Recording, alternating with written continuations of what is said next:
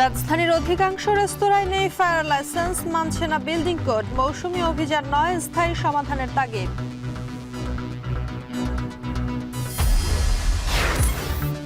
চারশোর বেশি যাত্রী নিয়ে ছেড়ে গেল প্রথম হজ ফ্লাইট। আগের চেয়ে ভোগান্তি কম ও নির্বিঘ্নে যাত্রায় খুশি হজ যাত্রীরা।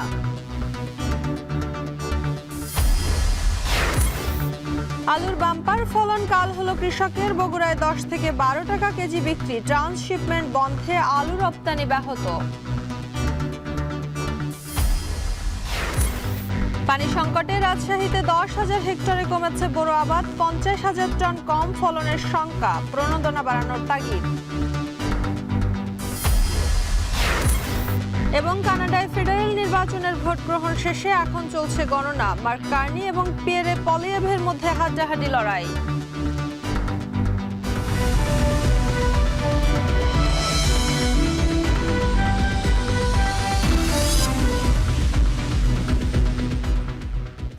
শুনছিলেন শিরোনাম, স্বাগত এখন বাজারে। পুরো আয়োজনে আপনাদের সঙ্গে আছি আমি শম্পা বিশ্বাস। রাজধানীর বেইলি রোডে ভয়াবহ অগ্নি দুর্ঘটনার বছর পার হলেও কতটা নিরাপদ হয়েছে রাজধানীর রেস্তোরাঁ? ঘটনার পর মিডিয়া ডেকে ভ্রাম্যমাণ আদালত পরিচালনা সহ তোড়জোড় শুরু হলেও তা মিলিয়ে গেছে সময়ের সঙ্গে। ক্যালেন্ডারের পৃষ্ঠা শেষে সব অনিয়মের তদারকি যেন ঢাকা পড়েছে ধুলার আস্তরণে। আহাদ আহমেদের ক্যামেরায় আরও জানাচ্ছেন আরিফ হোসেন।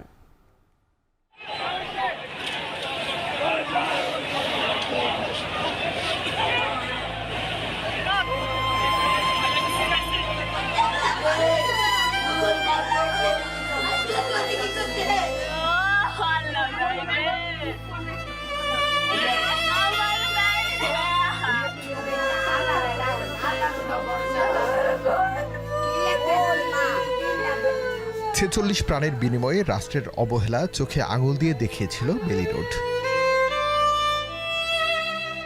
মৃত প্রাণের শরীরে পুড়ে যাওয়া ক্ষত দেখে সেদিন আটকে উঠেছিল পুরো বিশ্ব। নড়েচড়ে বসেছিল রাষ্ট্র কাঠামো।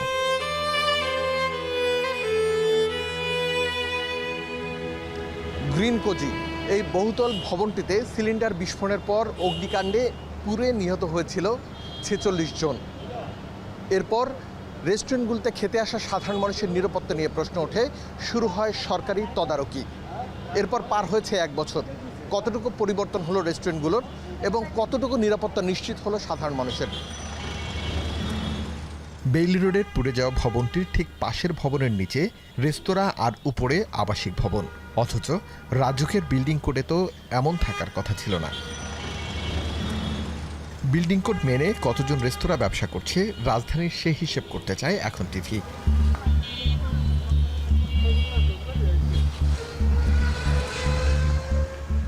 শুরুটা মিরপুর থেকেই করা যাক।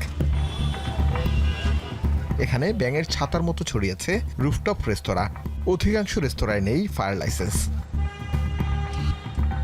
এবার গন্তব্য ধানমন্ডিতে। এই এলাকায় রেস্তোরাঁর কোনো অনুমোদন দেয়নি রাজুক। অথচ রেস্তোরাঁর সাইনবোর্ডের কারণে এই ভবনটির নাম বের করাই কঠিন। লাইনে দাঁড়িয়ে এই ভবনটির 10টির বেশি রেস্তোরাঁয় খেতে যায় মানুষ।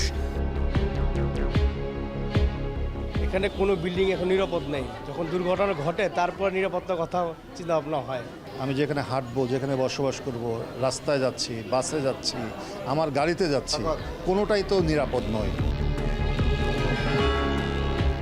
এত মানুষ, লিফট মাত্র 2টি। অগ্নি দুর্ঘটনা হলে নামার উপায় কি?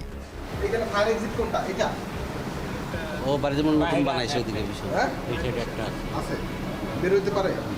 এখন দরজা করছে কি? দরজা মনে তো করে না। দরজা করে নাম তো দেখি নাই কাউকে। সিঁড়ি কেটে রাখছে। সিঁড়ি করে রাখছে। হ্যাঁ, লোয়ার সিঁড়ি কেটে রাখছে। মানে সিঁড়ি করে রাখছে, দরজা করে নাই। না, আবারও শুভঙ্করের ফাঁকি। যেন কাজীর গরু, কিতাবে আছে গোয়ালে নেই অবস্থা। বানাইছে তো এই জন্যে, নামার জন্য বানাইছে তো এই জন্য, আমরাও তো বুঝি, কিন্তু আছে কিনা এখান থেকে তো বোঝা যায় না। নাই এটা বানাইছিল টেকনিক্যালি ওই সিস্টেম করে বানাইছিল, ওইটা এখন ওইটা সব বন্ধ করে দিচ্ছে। ধানমন্ডির বেশ কয়েকটি ভবন অগ্নি ঝুঁকিপূর্ণ হিসেবে চিহ্নিত করেছিল ফায়ার সার্ভিস। তবে কেউ শোনেনি তাদের কথা। কোনো অবস্থাতেই সম্ভব না ফায়ার সার্ভিস নৈরাজ্য বন্ধ করা। বিশেষ করে সিটি কর্পোরেশন আছে, রাজুক আছে এবং বিভিন্ন সংস্থা আছে তার সাথে জড়িত। সবার সম্মিলিত প্রচেষ্টায় যদি আমরা সবাই কাজ করতে পারি, একই একটা প্ল্যাটফর্মে কাজ করতে পারি, তাহলেই আমরা দুর্ঘটনার ক্ষেত্রে আমরা অনেক ক্ষেত্রে এগিয়ে যেতে পারি। রাজধানীর বহুতল ভবনের দিকে তাকালেই মনে হবে রুফটপ রেস্তোরাঁর মেলা, যেন দেখার কেউ নেই। কী দায়িত্ব পালন করছে রাজুক? চুলে আগে ওইরকম আগুন ধরছে, ওই জায়গায় গেছে, কিছু দোকান বন্ধ করে দিছে, বাট ইট ইজ কোনো প্ল্যানিংয়ে হয়নি। এটা আমি দায়িত্ব নিয়ে বলছি, এটা রাজুকের উচিত ছিল যে অ্যাকচুয়ালি জিনিসগুলো পুরো লিস্ট করা, যে এই বিল্ডিংগুলোর পারমিশন কিসের, এগুলো কী অবস্থা, এই জিনিসটা আমাদের করতে হবে। আমরা সেই কাজটা এখন করতেছি। রাজুকের মৌসুমী উদ্যোগে প্রায় বিপাকে পড়তে হয় রেস্তোরাঁ ব্যবসায়ীদের। ভয় না দেখিয়ে স্থায়ী সমাধান চান তারা। কোনো একটা দুর্ঘটনা ঘটলে ওই তৎসংশ্লিষ্ট অথরিটিগুলোর একটা ব্যবসার সুযোগ হয়ে যায়। আমাদের যে কোনো মহৎ উদ্দেশ্য নিয়ে কোনো আমাদের আপত্তি নাই, কিন্তু এই যে লক্ষ লক্ষ লোকের কর্মসংস্থান, এই যে এখন আবাসিক অনাবাসিকের নামে আবার চাঁদাবাজি শুরু হবে, আবার আমাদের উপর খরচ নেমে আসবে। ভোজন রসিক বাঙালির খাবার বিনোদন নিরাপদ রাখতে কথায় নয়, কাজে প্রমাণ দেওয়ার আহ্বান রাজধানীবাসীর। আরিফ হোসেন, এখন, ঢাকা। মধ্যরাতে 400-র বেশি যাত্রী নিয়ে ছেড়ে গেল প্রথম হজ ফ্লাইট। প্রথম দিন 10টি ফ্লাইটে ঢাকা ছাড়বে 4000-এর বেশি হজযাত্রী। বিগত বছরগুলোর চেয়ে ভোগান্তি কম এবং নির্বিঘ্নে যাত্রা করতে পারায় সন্তুষ্টি প্রকাশ করতে দেখা যায় হজযাত্রীদের। বিমান উপদেষ্টা বলেন, শিডিউল জটিলতা দূর করতে যা করা দরকার তাই করা হবে। এবার নিরাপদ যাত্রার জন্য সরকারি বেসরকারিভাবে কাজ করছে প্রায় 2000 গাইড। আরও জানাচ্ছেন জাওয়াদ মাহমুদ। রাজধানীর আশকোনার হজ ক্যাম্পে আসা এই মানুষগুলোর হৃদয় জুড়ে মক্কা, মদিনার মিনা আরাফা। সৃষ্টিকর্তার সান্নিধ্য লাভের হাহাকার তাদের হৃদয়ে জাগায় স্পন্দন। এ সকল হজ যাত্রীদের মন আলোড়িত হয় আরাফাতের ময়দানে সমস্বরে লাব্বাইক আল্লাহুম্মা লাব্বাইক ধ্বনি বলার অপেক্ষায়। দেশের বিভিন্ন প্রান্ত থেকে আগত এখানের অনেক যাত্রীদের কাবা প্রান্তরে প্রভুর নৈকট্য লাভের যাত্রাকে দীর্ঘদিনের আরাধনাই বলা যায়। হজ যাত্রার জন্য সিরাজগঞ্জের হাসান আলীর জমি বিক্রি, ঝিনাইদহের ব্যবসায়ী মোস্তাক আলীর 5 বছর ধরে টাকা জমানো, কিংবা অবসরপ্রাপ্ত স্কুল শিক্ষক মুজিবুর রহমানের পেনশনের টাকায় দীর্ঘ আরাধনার পূর্ণতা পায়। তাই তো হজ ব্রত পালনে বছরের প্রথম ফ্লাইটে মক্কার পথে তারা। পাসপোর্ট করে আগেই ওই জমিটা হঠাৎ করেই ঠিক হয়ে গেল, বিক্রি ওই টাকা দিয়ে পাসপোর্ট করে এই যে হজের নিয়ত করে হলো আছে। 4-5 বছর ধরে অল্প অল্প করে জমিয়ে তারপরে তো একটা টাকা এক জায়গায় করে, তারপরে শারীরিকভাবে মানসিকভাবে সব দিক থেকে প্রস্তুতি নিয়ে তারপরে আল্লাহর রহমতে সৌদি উদ্দেশ্যে বাড়ির থেকে সেভাবে প্রস্তুতি নিয়ে বেরোয়েছি। 2024 সালে আমি পেনশনের পুরো টাকা উত্তোলন করেছি এবং উত্তোলন করার পরেই আমার এই স্বপ্নটা পূরণ হয়েছে এবং আমি হজে যাওয়ার পুরোপুরি সিদ্ধান্ত নিয়েছি। পরম আরাধ্য তীর্থযাত্রার আনন্দ তাদের নিঃসন্দেহে আছে, তবে বিদায় বেলায় স্বজনদের আলিঙ্গন, ডুকরে কেঁদে ওঠা চোখ জানান দেয় মনের গহীনে স্বজনদের রেখে দূর ভূমে যাওয়ার বেদনাও সঙ্গী হয়ে আছে তাদের। এসব কিছুকেই তারা দেখছেন প্রভুর সন্তুষ্টি লাভের ত্যাগ হিসেবে। বিদায় দেওয়ার সময় তারা খুশি মনে বিদায় দিয়েছেন, তাদেরও কষ্ট লাগছে, আমাদেরও কষ্ট লাগছে। এখন বলছি যে যেহেতু আমরা দিনের রাস্তায় যাচ্ছি, তোমরা ঠিকও নামাজ কালাম পড়বা। একটু তো খারাপ লাগারই কথা, তারপরেও কি করব, সেটা তো মনে করেন আমি তো আমার জীবনটাই তো মনে করেন বিলাই দিলাম। আল্লাহর পথে যে ফেলে যাইতেছি ওই চিন্তাই করতে হবে যে আল্লাহ তুমি আমারে ভালো মতো সুস্থ মতো জানি আল্লাহ তুমি হজটা করতে দাও। বিগত বছরগুলোতে যাত্রাপথে ভোগান্তি, যাত্রীদের নানাবিধ অভিযোগ শোনা গেলেও এবারের চিত্র কিছুটা ভিন্ন। বিমানবন্দরে ইমিগ্রেশনের পূর্ব মুহূর্তে হজ যাত্রার আয়োজন নিয়ে স্বস্তি প্রকাশ করতে দেখা গেল হজ যাত্রীদের। সব কিছুই বেটার, আমি 17 হজ করছি তো এবার আরও অনেক বেটার। আমাদের সবগুলো কাজ সুন্দরভাবে হয়েছে এবং কোনো যানজট ছিল না, কোনো কিছু ছিল না। এন্ট্রেন্সটাও খুব সহজ ছিল, এক্সিটটাও খুব সুন্দরভাবে আমরা করে আসছি। ব্যবস্থাপনা খুবই ভালো। এখন আমরা যে মোটামুটি ওইখানে আমাদের জন্য খুব সুব্যবস্থা ছিল এবং খুব তাড়াতাড়ি সব সার্ভিস আমরা পাচ্ছি। এবার হজ ব্যবস্থাপনাকে নির্বিঘ্ন করতে সরকারি পর্যায়ে 112 জন এবং বেসরকারি পর্যায়ে 1743 জন গাইড দায়িত্ব পালন করবেন। পাশাপাশি 70 জন মুআল্লেম হজ যাত্রীদের সার্বিক সহায়তা করবেন। জাওয়াদ মাহমুদ, এখন, ঢাকা।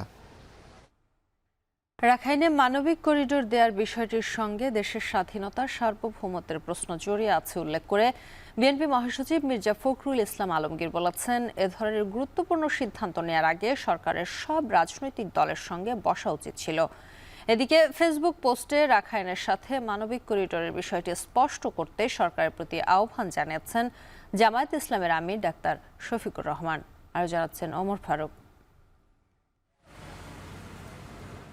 এ বছরের শুরুর দিকে মিয়ানমারের রাখাইন রাজ্যে দুর্ভিক্ষের আশঙ্কা করেছিল জাতিসংঘ। গৃহযুদ্ধে পর্যুদস্ত রাজ্যটিকে মানবিক সহায়তা পৌঁছে দিতে বাংলাদেশের কাছে করিডর দেওয়ার অনুরোধ করে সংস্থাটি। এজন্য শর্ত সাপেক্ষে দেশটির বেসামরিক নাগরিকদের জন্য করিডর দেওয়ার নীতিগত সিদ্ধান্ত নিয়েছে বাংলাদেশ। রোববার পররাষ্ট্র মন্ত্রণালয় ব্রিফিংয়ে একথা জানান পররাষ্ট্র উপদেষ্টা। এ সিদ্ধান্তের বিষয়ে প্রতিক্রিয়া জানান বিএনপি মহাসচিব মির্জা ফখরুল ইসলাম আলমগীর। ঠাকুরগাঁও সদরে গণসংযোগ কর্মসূচিতে তিনি বলেন, এককভাবে সরকারের রাখাইনে মানবিক করিডর দেওয়ার বিষয়ে সিদ্ধান্ত নেওয়া ঠিক হয়নি। এজন্য সকল রাজনৈতিক দলের সাথে বসা উচিত ছিল। আজকে বাংলাদেশকে ওই জায়গায় পৌঁছাতে হলো যে বাংলাদেশকে এখন আপনার একটা প্যাসেজ দিতে হচ্ছে, প্যাসেজ দিতে হচ্ছে। অনেক বড় সিদ্ধান্ত। এই সিদ্ধান্তের সঙ্গে আমাদের স্বাধীনতা, সার্বভৌমত্ব এবং ভবিষ্যতে এই অঞ্চলের শান্তি স্থিতিশীলতা জড়িত আছে। সরকারের উচিত ছিল, দায়িত্ব ছিল এই বিষয়টা নিয়ে সমস্ত রাজনৈতিক দলগুলোর সঙ্গে কথা বলা। এদিকে বিষয়টি এখনও স্পষ্ট নয় বলে মনে করেন জামাত ইসলামের আমির। ফেসবুক পোস্টে দেশের নিরাপত্তার সাথে জড়িত এ বিষয়টি জাতির সামনে স্পষ্ট করার আহ্বান জানান তিনি। ওমর ফারুক, এখন, ঢাকা। সংরক্ষণের অভাবে মাত্র 10 থেকে 12 টাকা কেজিতে আলু বিক্রি করতে বাধ্য হচ্ছেন বগুড়ার কৃষকেরা। অধিক জমিতে আলুর আবাদ এবং বাম্পার ফলন হওয়ায় বাজারে দরপতন বলছেন কৃষক এবং ব্যবসায়ীরা। এর মধ্যে ভারতের ট্রান্সশিপমেন্ট বন্ধে ব্যাহত হচ্ছে নেপালে আলু রপ্তানি। লোকসান ঠেকাতে নতুন বাজার খোঁজার তাগিদ হিমাগার মালিক সমিতির। আরও জানাচ্ছেন মাজিদুর রহমান। গত 2 বছর আলুর ভালো দাম পেয়ে সরিষার আবাদ কমিয়ে অধিক জমিতে আলু চাষে ঝুঁকেছিলেন বগুড়ার কৃষক। ফলে চলতি মৌসুমে 7,000 হেক্টর জমি বেড়ে আলুর আবাদ হয়েছে 64,000 হেক্টরে। ফলনও হয়েছে বাম্পার। উৎপাদন বেড়েছে প্রায় 2 লাখ টন। কিন্তু এত বিপুল পরিমাণ আলু সংরক্ষণের ব্যবস্থা না থাকায় বাধ্য হয়ে অল্প দামে বিক্রি করছেন কৃষক। সার, ওষুধ, তারপর আলু সেচ সব মিলে খরচ মিলে অনেক খরচ পড়ছে। হিমাগারে থাকার জন্য মেলা চেষ্টা করতেছি, হিমাগারও তো জায়গা নাই, যার কারণে কৃষক আমরা মরে গেছি। সংরক্ষণের শুরু থেকে অতিরিক্ত চাপ পড়েছে হিমাগারগুলোতে। তাই দিনভর লাইনে দাঁড়িয়ে অনেক কৃষককে ফিরতে হয়েছে আলু বোঝাই ট্রাক নিয়েই। এত বেশি ছিল যে আবার আমরা 3 লাখের বেশি আলুর হয়ে গেছে, চাপ হয়ে গেছিলো। আমাদের ওদেরকে বুঝাইছি যে আর অন্যখানে দেখেন, বা অনেকেই বুঝেও গেছে। তারপরে বুঝতে গেছে চাপের মধ্যে আলুর দাম হবে কিনা এই মনে করে অনেকে ফেরত নিয়েও গেছে। জাত ও মান ভেদে বগুড়া ও জয়পুরহাটে কিছু আলু রপ্তানি হয় প্রতিবেশী নেপাল, ভুটান, মালয়েশিয়া ও মধ্যপ্রাচ্যের বাজারে। কিন্তু 9 এপ্রিলের পর থেকে নেপালের নতুন করে কোনো ক্রয়াদেশ না আসায় দুশ্চিন্তায় রপ্তানিকারকরা। লোকাল কৃষকরা খুব ক্ষতিগ্রস্ত হবে। আর আপনার বিশেষ করে মালয়েশিয়া, দুবাই, কাতার, সৌদিতে কিছু কিছু মাল যাচ্ছে। এখানে একটা বড় সমস্যা, আপনার জাহাজ ভাড়াটা বেশি। আমরা গত বছর যেই জাহাজ ভাড়াগুলো দিচ্ছি $2800 বা $2500, এটা এবার আপনার 3000, 3200 বা $3500 চলে আসছে। অতিরিক্ত উৎপাদন আর হিমাগার সংকটের কারণে কৃষক ও ব্যবসায়ীদের লোকসান ঠেকাতে আলু রপ্তানির বিকল্প নেই বলে মনে করেন হিমাগার মালিক সমিতির নেতারা। আলুর ট্রান্সশিপমেন্ট বন্ধ হওয়াতে আলুর অনেক ক্ষতি হবে। আলু বহির দেশে নেপাল, ভুটানে দেওয়া যাবে না, এমনকি ভারতের কোথাও নিত, তো সেটা ব্যাপক ক্ষতি। তো এই কারণে সরকারের এখন থেকে আলু রপ্তানির জন্য ব্যবস্থা, অন্য দেশে এই ব্যবস্থা যদি সঠিকভাবে না করা হয়, সেই ক্ষেত্রে কৃষকরা দারুণভাবে ক্ষতিগ্রস্ত হবে এবং এই ক্ষতি বহুমুখী ক্ষতি। পরিকল্পনা মাফিক চাষাবাদ না করায় প্রতি বছর কৃষক কোনো না কোনো ফসলে ক্ষতিগ্রস্ত হচ্ছেন। যেমন এবছর আলুতে প্রতি কেজিতে লোকসান গুনছেন 3 থেকে 4 টাকা। তাই কৃষি বিশেষজ্ঞদের মতে প্রতি বছরই যেন কৃষি বিভাগ পরিকল্পিতভাবে শস্য আবাদের কৃষকদের উদ্বুদ্ধ করেন। বগুড়ার কাহালু থেকে মাজিদুর রহমান, এখন। সরবরাহ বাড়ায় রাজশাহীর বাজারে কমাচ্ছে আলুর দাম। কেজি প্রতি আলু বিক্রি হচ্ছে 10 থেকে 12 টাকায়। এ নিয়ে আরো জানাতে রাজশাহীর খড়খড়ি বাজার থেকে যুক্ত হচ্ছেন সহকর্মী রাকিবুল হাসান। রাকিব, আলুর দাম হঠাৎ কমে যাওয়া নিয়ে ব্যবসায়ীরা কি বলছেন?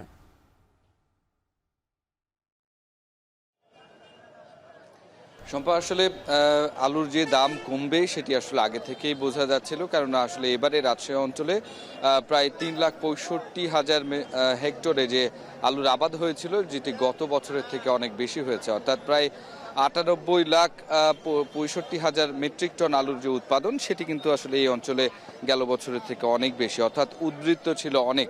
এবং এবারে কিন্তু আসলে কোল্ড স্টোরেজগুলো নিয়ে যেখানে গত বছরে 4 টাকা কেজি দরে সংরক্ষণ করতে পেরেছে কৃষক, এবারে কিন্তু সেটি 8 টাকা কেজি দরে সংরক্ষণ করেছে। এবং একই সাথে কিন্তু আগে যেখানে 50 বস্তার জায়গায় 70 রাখতে পারতো, 70 কেজি রাখতে পারতো, সেই ক্ষেত্রে এবারে কিন্তু 50 কেজিতে 50 কেজি করেই বস্তাতে রাখতে পেরেছে। অর্থাৎ এই যে উদ্বৃত্ত আলুটুকু সেটি কিন্তু কৃষক এতদিন নিজের একেবারেই বাড়িতে আসলে সংগ্রহ করছিল, যেটি কিনা আসলে বৃষ্টি বা নানা কারণে যে আর্দ্রতা বৃদ্ধি, তার ফলে কিন্তু কৃষকের এই আলু নষ্ট হচ্ছিল পচে, যার কারণে এখন কিন্তু বাজারে ধীরে ধীরে আসলে সরবরাহটি বাড়ছে এবং এই আলুর যে সরবরাহ, এই আলুর যে মজুদ সেটি কিন্তু আসলে বাজারে যতটা বিক্রি করে আসলে কৃষক নিজের যে অর্থ সেটি আসলে তুলে নিতে পারেন, সেই প্রচেষ্টাটুকু ছিল। এই কারণে ব্যবসায়ীরা বলছেন যে তারা যে আলুগুলো পাচ্ছে সেগুলো কোল্ড স্টোরেজের নয়, বরং গৃহস্থের কাছে যে আলুগুলো সংরক্ষিত ছিল সেগুলোই কিন্তু এখন বাজারে আসছে। এর ফলে গেল এক সপ্তাহের তুলনায় রাজশাহীর এই যে খড়খড়ি বাজার, এখানে কিন্তু আলুর দাম প্রায় কেজিতে পাইকারি বাজারে 3 থেকে 4 টাকা কমে এসেছে, যার কারণে আমরা যেটি দেখলাম যে 15 থেকে 16 টাকা কেজি দরে যে আলুটি বিক্রি হচ্ছিল সেটি আজকের বাজারে প্রায় 10 থেকে 12 টাকা এবং কোনো কোনো ক্ষেত্রে সর্বোচ্চ খুচরা মূল্য 13 টাকা মূল্যে কিন্তু আসলে এখানে বিক্রি হতে আমরা দেখেছি। সুতরাং এই সমস্ত কারণে কিন্তু আসলে আলুর এই যে বাজারে সরবরাহ বৃদ্ধি এবং এই বাজারে সরবরাহ বৃদ্ধির ফলে যেহেতু প্রত্যেক মোকামেই আলু আছে এবং সেই কারণে আসলে এটি আসলে দামটি কমে এসেছে। এবং একই সাথে শম্পা, এখান থেকে তো দেশের বিভিন্ন প্রান্তে আসলে সবজি বা আলু চলে যায়, কিন্তু সেই তুলনায় কিন্তু এখন দেশে প্রত্যেকটি জায়গায় আলুর যথেষ্ট মজুদ রয়েছে এবং সেখানে বাইরের ক্রেতার সংখ্যা কম। সব কিছু মিলিয়ে আসলে এই প্রভাবটি পড়েছে এবং যার কারণে কিন্তু আলুর দামটি কমছে। এবং মোট যে উৎপাদন হয়েছে এই অঞ্চলে সেই উৎপাদনের মাত্র 23%, অর্থাৎ প্রায় 23,75,000 মেট্রিক টন কিন্তু আলু সংরক্ষণ করতে সক্ষম হয়েছে কৃষক এবং এই কোল্ড স্টোরেজগুলো তারা এইটি সংরক্ষণ করেছে। এর ফলে আসলে বাজারে সরবরাহ বৃদ্ধি পেয়েছে, যার কারণে কিন্তু আসলে সম্পা আলুর দাম আসলে কমে এসেছে। এবং সম্পা, আপনাকে আরেকটি কথা বলে রাখি যে হচ্ছে আসলে গেল বছর যেহেতু আলুর উৎপাদন আসলে বেশি হয়েছিল এবং সেই তুলনায় দাম পেয়েছিল, এবারে আসলে সেই কারণে কৃষক বেশি উৎপাদনের ফলে অধিক উৎপাদন হয়েছে এবং যার ফলে কিন্তু আসলে সরবরাহ বেশি এবং দাম কম। তো এই ছিল আমার কাছে খড়খড়ি বাজার থেকে সর্বশেষ। শম্পা, রাজশাহী থেকে আলুর দরদাম জানাচ্ছিলেন সহকর্মী রাকিবুল হাসান। পানির স্তর নিচে নেমে যাওয়া, খরা আর বরেন্দ্র উন্নয়ন কর্তৃপক্ষের নতুন সেচ নীতিতে রাজশাহী কৃষি অঞ্চলে অন্তত 10,000 হেক্টরে কমাচ্ছে বোরো ধানের আবাদ। প্রস্তুতি নিয়েও পানির সংকটে ধান চাষ করতে পারেনি কৃষকেরা। তাতে চলতি মৌসুমে প্রায় 50,000 টন ধানের উৎপাদন কমার শঙ্কা। রাজশাহী থেকে রাকিবুল হাসানের প্রতিবেদনে বিস্তারিত। বরেন্দ্রের কঠিন মাটিকে চাষাবাদের উপযোগী করতে চলছে কৃষকের সংগ্রাম। রাজশাহী, চাঁপাই, নওগাঁ সহ 5টি জেলা নিয়ে গড়ে ওঠা বরেন্দ্র অঞ্চলের সকল চাষাবাদে এমনই পরিশ্রম করতে হয় কৃষককে। কৃষিকাজে ব্যবহৃত পানির 87% চাহিদা মেটায় ভূগর্ভের পানি। এতে গেল 4 দশকে এ অঞ্চলে পানির স্তর প্রায় 70 ফুট নিচে নেমেছে। পানির স্তর নিচে নেমে যাওয়ায় বরেন্দ্র এলাকার 1960টি সেচ পাম্পে পর্যাপ্ত পানি মিলছে না। পরিস্থিতি সামাল দিতে প্রতিটি পাম্প দিয়ে 100 হেক্টরের পরিবর্তে 40 হেক্টর জমিতে সেচ দেওয়ার সিদ্ধান্ত নেয় বরেন্দ্র উন্নয়ন কর্তৃপক্ষ। সর্বোচ্চ তুমি বছরে 1960 ঘন্টা পানি পাম্প করতে পারবা, তাহলে সাস্টেনেবল থাকবে। তার জন্য পারবা, কিন্তু এটা আনসাস্টেনেবল হয়ে যাবে। পুরো এলাকাটাতে আইডেন্টিফাই হচ্ছে কোন কোন টিউবওয়েল আমাদের সমস্যা, এবং এই করে আমরা 1960-এর বেশি যাব না। এবং সেই জন্য এবার আমাদেরকে কিছু এলাকাতে কমাতে হয়েছে। উঁচু বরেন্দ্র এলাকার অধিকাংশই ধূসর ফাঁকা, ধান ক্ষেতের সবুজ পড়ে আছে এক কোণে। ভূপরিস্থ পানির আধারের পাশ জুড়ে কিছু জমিতে আছে বোরোর আবাদ। অনেক কৃষক বীজতলা করেও পানি সংকটে ধান রোপণ করতে পারেননি। তাতে 24-25 মৌসুমে রাজশাহী অঞ্চলের লক্ষ্যমাত্রার চেয়ে 10,000 হেক্টর কমে 3,65,000 হেক্টর জমিতে বোরো চাষ হয়েছে। ধান লাগাতে পারা যায়নি। ধান না লাগালে আমাদের এই এলাকার সমস্যা, যে ধান খাই আমরা, পাতমান বিক্রি করি, কিন্তু এটা পাচ্ছি না বেকার। পানি মানে আমরা পাচ্ছি না নিচে থেকে তুলতে। হ্যাঁ, আর আমাদের যে বড় রকমের যে পাম্পগুলো ছিল আবাদ করতাম, ওগুলোতেও খুব ভালো পানি সাপ্লাই দিচ্ছে না। এই অবস্থায় পানির ঘাটতিতে বোরো চাষ থেকে সরে আসা কৃষক ঝুঁকছেন বিকল্প শস্যে। তাতে লাভের অঙ্কে ঘাটতির কথা বলছেন তারা। আর এখন যারা লাগাচ্ছে এদের ধানের ফলন ভালো আসবে না, এর লস হবে। আর মাটি কি ফেলে রাখবে? আর মাটি ফেলে রাখতে পারছে না। এখন মাটি ফেলে রাখলেও তো একটা সমস্যা, ঘাস হয়ে যায় অতিরিক্ত। পানির সমস্যা লেগে আমরা ধান ফসলটা কম করছি। এই আপনার এই শাকসবজি এগুলা, রাইস শস্য এগুলা বেশি করছি। তবে হুট করে কৃষককে কোনো সিদ্ধান্ত চাপিয়ে না দিয়ে পরিকল্পিত কৃষি ব্যবস্থাপনা আর প্রণোদনা বাড়ানোর তাগিদ বরেন্দ্র গবেষকদের। আলু এবং ভুট্টার জনপ্রিয়তা বাড়ছে, যার ফলে আমার কিছুটা কি বলা যায় বোরো আবাদের, যেহেতু পানির পরিমাণটা বেশি লাগে সেই জন্য একটু 11,000 হেক্টর কম হয়েছে। বরেন্দ্র প্রকৃতিকে না জেনে হঠাৎ করে আমরা চাপিয়ে দিয়েছি পানি তোলার যে প্রকল্প, এবং পরবর্তীতে আমরা হঠাৎ করে আবার বন্ধ করে দিচ্ছি। অনেক কৃষক ক্ষতিগ্রস্ত হয়ে যাচ্ছে। আমাদের এটা অবশ্যই সেটা গুরুত্ব দিতে হবে কৃষকের কথা, এবং একই সঙ্গে তাদের যে ক্ষতিগ্রস্ত হয়ে যাচ্ছে সেটাতে প্রণোদনা বাড়াতে হবে। রাজশাহী অঞ্চলে চাষাবাদে পানি সরবরাহ নিশ্চিতে নতুন করে খাল খনন করছে বরেন্দ্র উন্নয়ন কর্তৃপক্ষ। এতে ভূপরিস্থ 13% পানির যোগান 30% উত্তীর্ণ হবার আশা প্রতিষ্ঠানটির।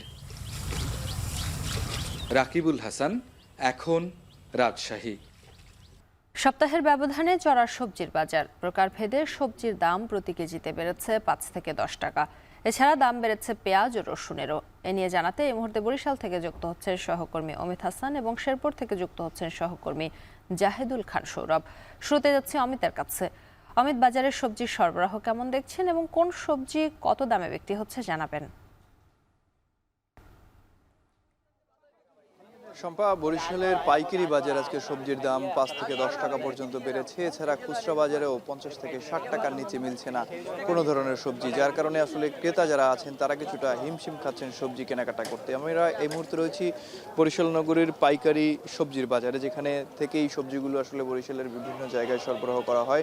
বিশেষ করে স্থানীয় পর্যায়ের যে বাজারগুলো রয়েছে, নদীপথে, সড়কপথে, এখান থেকে কিন্তু সরবরাহ করা হয়। এবং যদি আজকের দাম বলি তাহলে আজকে বেগুন ভালো মানের যেটি রয়েছে সেটি 55 থেকে 60 টাকা প্রতি কেজি বিক্রি হচ্ছে পাইকারি বাজারে। এছাড়া মরিচের কথা যদি বলি 50 থেকে 60 টাকা বিক্রি হচ্ছে প্রতি কেজি। এবং আরেকটু জানিয়ে রাখি যে আজকে বরিশালের পাইকারি বাজারে ভিড় কিছুটা কম দেখা যাচ্ছে ক্রেতাদের, তবে ভিড় প্রতিদিন কিন্তু এর থেকে অনেক বেশি ভিড় আসলে দেখা যায়।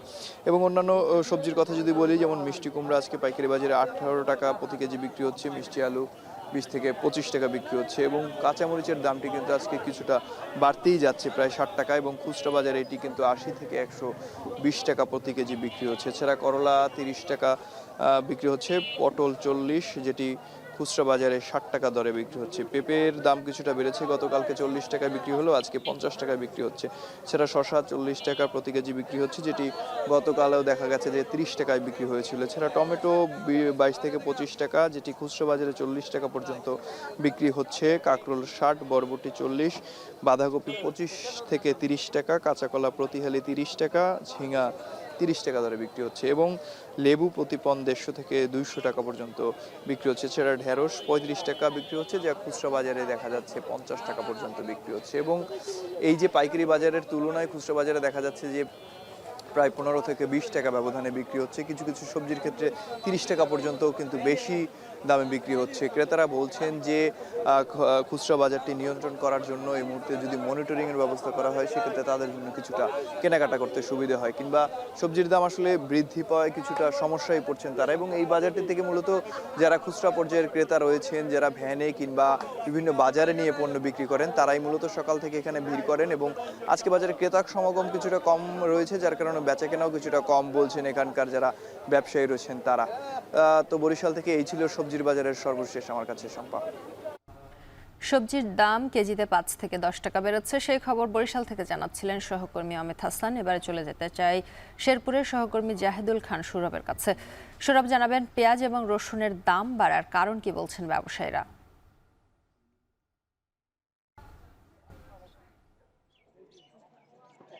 জি, আমি শম্পা সকাল থেকে কিন্তু আমি বাজারের পরিস্থিতি জানাচ্ছিলাম।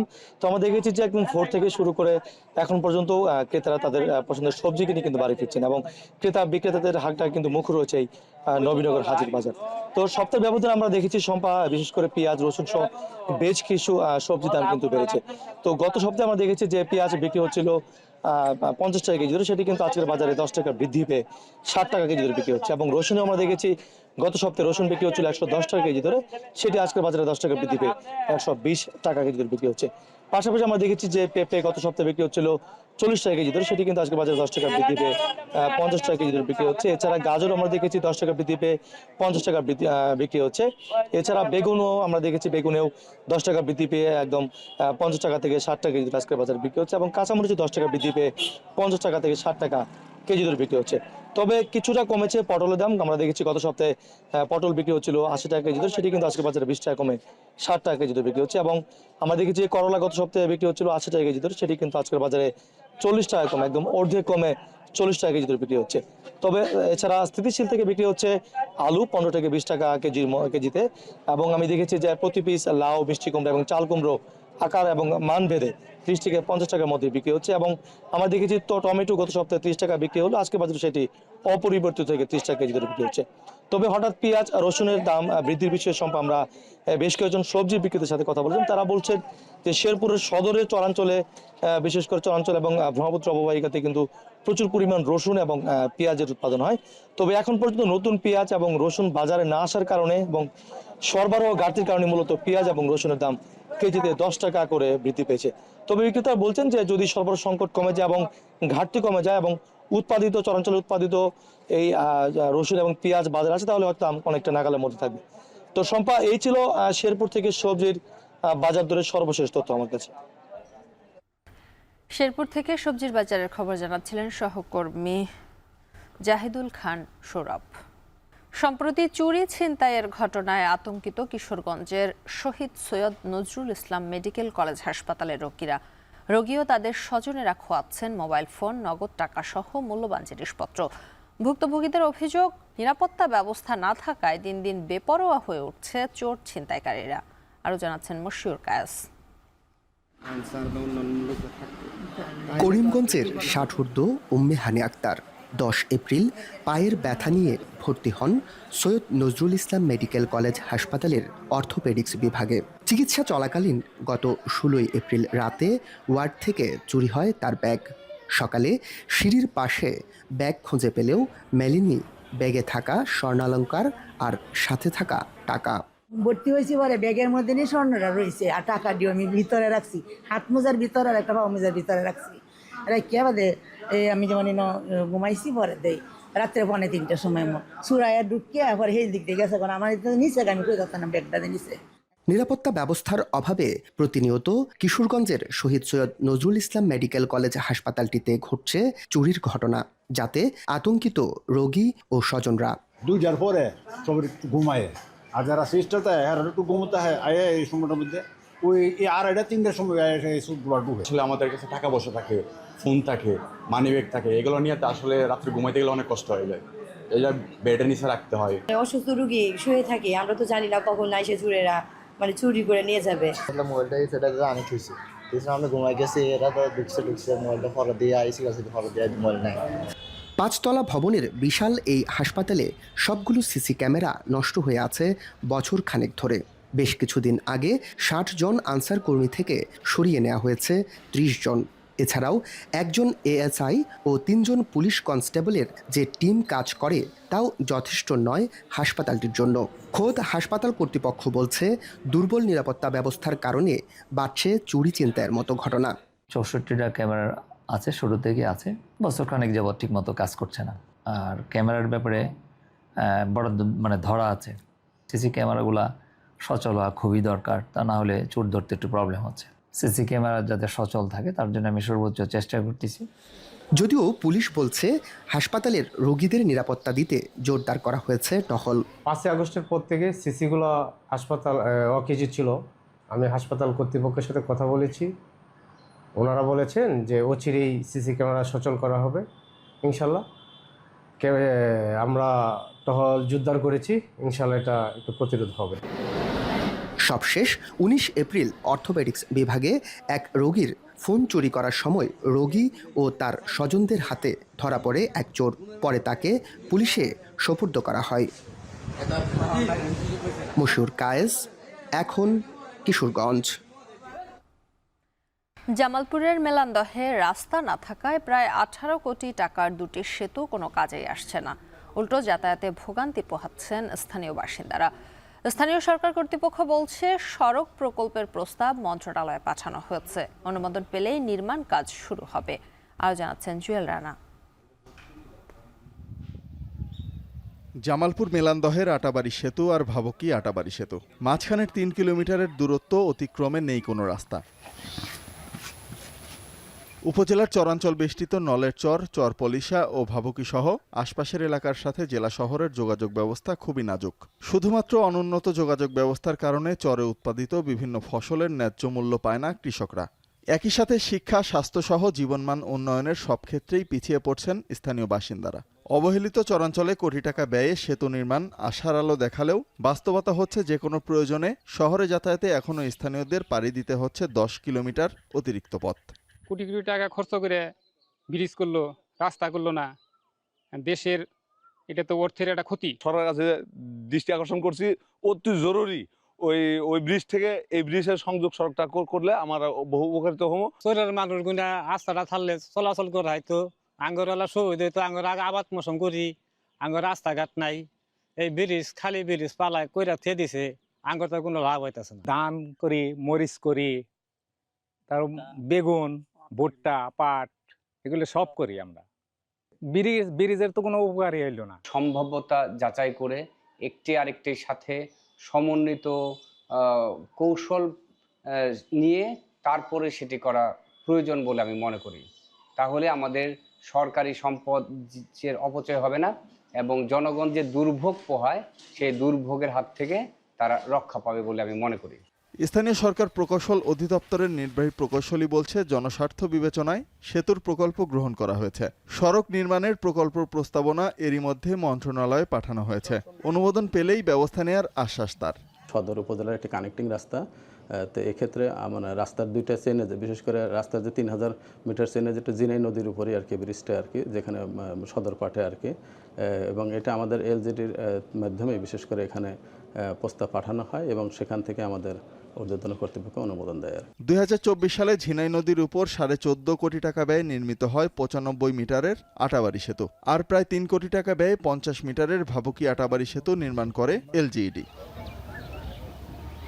এখন জামালপুর। দেশের বাইরের প্রসঙ্গ, পেহেলগামে বন্দুকধারীর গুলিতে ভারতীয় নিহতের ঘটনায় এখনও অস্থিতিশীল ভারত পাকিস্তান সীমান্ত। পাক অধ্যুষিত আজাদ কাশ্মীরের পর্যটক আর সাধারণ মানুষের মাঝে চাপা আতঙ্ক বিরাজ করছে, থমথমে পরিস্থিতি। পাকিস্তান নিয়ন্ত্রিত কাশ্মীর ঘুরতে গিয়ে সেখান থেকে বিস্তারিত জানাচ্ছেন বাংলাদেশি পর্যটক মোহাম্মদ ফয়জুল হক। আমি এখন আছি পাকিস্তান অধ্যুষিত আজাদ কাশ্মীরে। এইটা পাকিস্তান আজাদ কাশ্মীরের মুজাফফরবাদ থেকে প্রায় 50 কিলোমিটার দূরে বাগ জেলায় আছি আমি। তো এই বাগ জেলার এখানে আমি গত 5 দিন যাবৎ আজাদ কাশ্মীরের এদিক সেদিক ঘুরে বেড়াচ্ছি। এখানে এসে যেটা আমি উপলব্ধি করতে পারতেছি, বর্তমান ভারত পাকিস্তান ইস্যু নিয়ে এখানকার লোকের ভিতরে কিছুটা উত্তেজনা, উদ্বেগ কাজ করতেছে। আমি স্থানীয় লোকজনের সাথে কথা বলতেছি, এরা ভীত নয়, বাট এরা কিছুটা উদ্বিগ্ন এই বিষয়টা নিয়ে। এবং আমি গত কালকে এবং গত পরশু দিন গতকালকে বর্ডারের প্রায় কাছাকাছি চলে গেছিলাম, যেখান থেকে আমি ভারত পাকিস্তান সীমান্ত দেখতে পাইছি। ঠিক তার আগের দিন আমি আরেকবারও বর্ডারে গেছিলাম, যেটা নীলাম ভ্যালি নামে জায়গা পরিচিত। সেইখানে সেনাবাহিনী আমাকে বর্ডার পর্যন্ত যেতে দেয় নাই। সেনাবাহিনী আমাকে আটকে দিয়ে তাদের সাথে আমার কথা হয়েছে। সেনাবাহিনীর সাথে যে কথা হয়েছে, তাদেরকে আমি প্রশ্ন করছিলাম বিষয়টা আপনারা কী চোখে দেখছেন। তারা ঠিক আমাকে এইভাবে উত্তর দিছে, আমরা জাস্ট আমাদের ঊর্ধ্বতন কর্তৃপক্ষর হাইকমান্ডের নির্দেশের আশায় আছি। তারা যখন যেটা যেভাবে বলবে আমরা তখন সেটা সেভাবে করব। বাট তাদের চৌকিতে, তাদের ক্যাম্পে আমি যে তাদের প্রিপারেশন দেখেছি, তারা বেশ বড় সড়ো করে প্রিপারেশন নিয়ে, এবং সেনাবাহিনীর যে চলাচল মুভমেন্ট বেশ অনেক, আমার কাছে অনেক মুখরিত মনে হয়েছে, অনেক সেনাবাহিনী রাস্তাঘাটে। এবং এরা আর একটা কাজ করতেছে, সেটা হলো বিদেশি ট্যুরিস্টদের এরা ভিতরে প্রবেশ করতে দিচ্ছে না, বর্ডারের কাছে দিতে চাচ্ছে না। স্থানীয় যারা ট্যুরিস্ট তাদেরকে পারমিশন দিচ্ছে, বাট আমাদের মতো বহিরাগত ট্যুরিস্টদের এরা ভিতরে যেতে দিচ্ছে না, এবং এদেরকে অতিরিক্ত নিরাপত্তা দিচ্ছে। এবং কি তারা আমাকে সতর্ক করে দিচ্ছে কোনোভাবেই যেন আমি বর্ডারের কাছে না যাই, এবং যে কোনো ধরনের হেল্প লাগবে একজন লেফটেন্যান্ট আমাকে তার নাম্বার পর্যন্ত দিয়ে দিচ্ছে, যে কোনো ধরনের সহায়তায় বা কোনো সমস্যা দেখলে যেন তাকে আমি ফোন দিই। তো সব মিলে এই ছিল এখনকার মতো আমার কাছে আজাদ কাশ্মীরের পরিস্থিতি। কানাডার ৪৫তম ফেডারেল নির্বাচনে ক্ষমতাসীন লিবারেল পার্টির জয়। দেশটির প্রধানমন্ত্রী হচ্ছেন মার্ক কার্নি।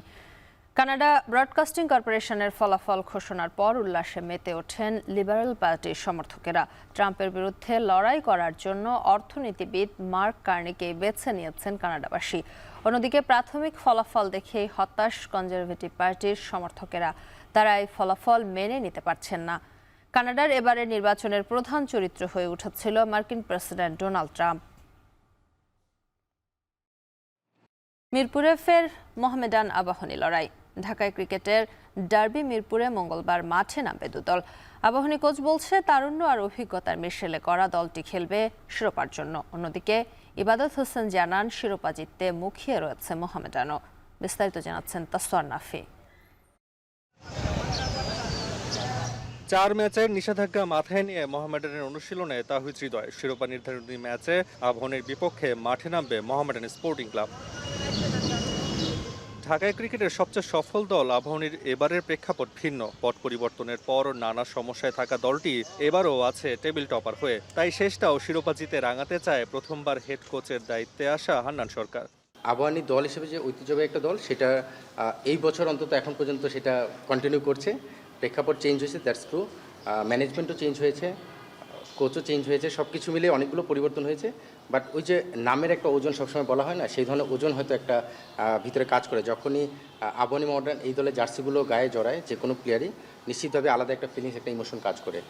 আর বিভিন্ন ইস্যুতে বিতর্কিত দল মোহামেডানও বহুদিন দেখা পায় না ডিপের শিরোপা। এবার বেশ বড় বাজেটের দল গড়েছে, তবে রয়েছে নিষেধাজ্ঞার পেরাজাল। তবু ঢাকা প্রিমিয়ার লিগের শিরোপা ঘরে তুলতে চায় মোহামেডান। এই বছর টিমটা অনেক ভালো ছিল, টিমের এনভায়রনমেন্টটা খুবই ভালো, যার কারণে আমরা এই শেষ পর্যন্ত ফাইনাল ম্যাচে উত্তীর্ণ হয়েছে। ইনশাল্লাহ দোয়া করুন কালকে যাতে আমরা চ্যাম্পিয়ন হতে পারি। মিডল অর্ডার ও যখন খেলে তখন এমন একটা সিচুয়েশন থাকে, আমাদের অনেক সময় খারাপ, অনেক সময় ভালো। তো ও থাকাটা খুবই দরকার ছিল। যেহেতু খেলবে না, সেহেতু খুবই মিস করবো, আমাদের টিম খুব মিস করবো ওকে। শিরোপা জয়ের লড়াইয়ে আবাহনী এগিয়ে থাকলেও পরিবর্তিত পরিস্থিতিতে মাঠের ক্রিকেটে কে এগিয়ে যায় সেটাই দেখার বিষয়। তাসওয়ার নাফি, এখন, ঢাকা। এর সাথে শেষ করছি এখন বাজার। তবে যাবার আগে শিরোনামগুলো জানিয়ে দিব আরও একবার। রাজধানীর অধিকাংশ রেস্তোরাঁয় নেই ফায়ার লাইসেন্স, মানছে না বিল্ডিং কোড। মৌসুমী অভিযান নয়, স্থায়ী সমাধানের তাগিদ।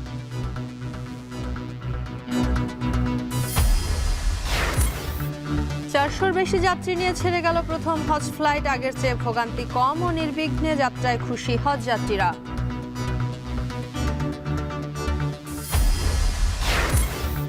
আলুর বাম্পার ফলন কাল হলো কৃষকের। বগুড়ায় 10 থেকে 12 টাকা কেজিতে বিক্রি। ট্রান্সশিপমেন্ট বন্ধে আলু রপ্তানি বন্ধ। পানি সংকটে রাজশাহীর 10,000 হেক্টরে কমেছে বোরো আবাদ। 50,000 টন কম ফলনের শঙ্কা। প্রণোদনা বাড়ানোর তাগিদ। এবং কানাডার সাধারণ নির্বাচনে লিবারেল পার্টির জয়। মার্ক কার্নি আবারও প্রধানমন্ত্রী নির্বাচিত। দলের কর্মী সমর্থকদের উল্লাস।